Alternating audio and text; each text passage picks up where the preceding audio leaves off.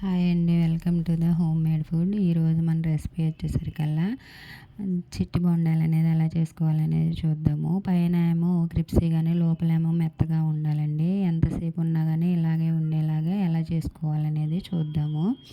ఇక్కడ ఒక గిన్నె తీసుకొని దానిలోని నేను వీడియో క్లిప్లో చూపించినటువంటి గ్లాస్తోని ఒక గ్లాసు మినపప్పు, 2 గ్లాసులు రైస్ తీసుకొని 8 గంటలు నానబెట్టేసుకొని తర్వాత శుభ్రం చేసి మిక్సీ జార్లో తీసుకోవాలి.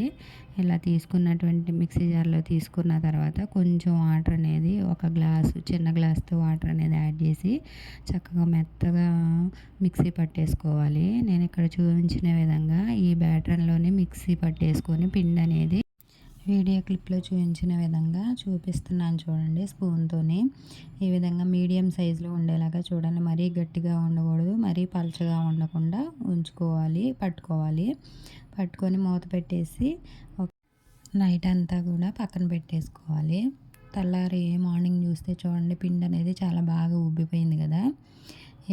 ఈ విధంగా ఉబ్బిపోయిన దానిలోకి కొంచెం సాల్ట్ అనేది యాడ్ చేసి మొత్తం కూడా కలిపేసుకోవాలి. ఈ విధంగా వీడియో క్లిప్లో చూపించిన విధంగా కలుపుకోవాలండి. బోండా అనేది సాఫ్ట్గా రావాలి, మంచిగా రావాలి అంటే బ్యాటర్ అనేది చాలా ఇంపార్టెంట్ అండి. ఇక్కడ దీనిలోకి నేను ఇప్పుడు ఒక 4 టేబుల్ స్పూన్లు మైదా అనేది నేను యాడ్ చేస్తున్నాను. తర్వాత 2 టేబుల్ స్పూన్లు ఉప్మా రవ్వ అనేది యాడ్ చేస్తున్నాను.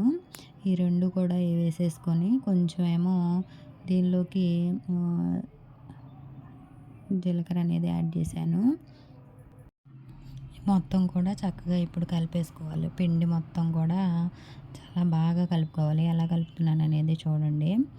ఇలా ఈ విధంగా నేను వీడియో క్లిప్లో చూపించిన విధంగా బాగా మిక్స్ చేస్తూ ఒక 10 నిమిషాల సేపు ఇలా కలుపుకోవాలండి. ఇలా కలుపుకోవడం వల్ల పిండి అనేది ఫ్లఫీనెస్ అనేది వస్తుంది. ఇట్లా ఫ్లఫీగా వస్తేనే మనకి నేను వీడియో క్లిప్లో చూపిస్తున్నాను చూడండి. ఇట్లా వస్తేనే చక్కగా మనకి బాగుంటుంది బోండా అనేది. అలా కలుపుకొని ఒక 5 నిమిషాల సేపు పక్కన పెట్టేసుకొని దానిలోని ఇక బోండా వేసే ముందుగా నేను దీనిలోకి వంట సోడా అనేది కొంచెం కలిపేసాను. అలా కలుపుకొని పక్కన పెట్టేసుకోవాలి. బోండా పిండి అనేది రెడీ అయిపోతుంది.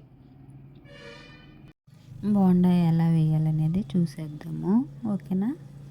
తర్వాత ఒక ప్యాన్లోని ఆయిల్ తీసుకొని ఆయిల్ అనేది బాగా హీట్ అవ్వాలండి. నేను ఒకటి వేసి చూపిస్తాను, హీట్ అయిందనిపించింది. తర్వాత దానిలోకి బాగా ఆయిల్ అనేది హీట్ అయిన తర్వాత మీడియం ఫ్లేమ్లో పెట్టుకొని బోండాలు అనేవి వేసుకోవాలి.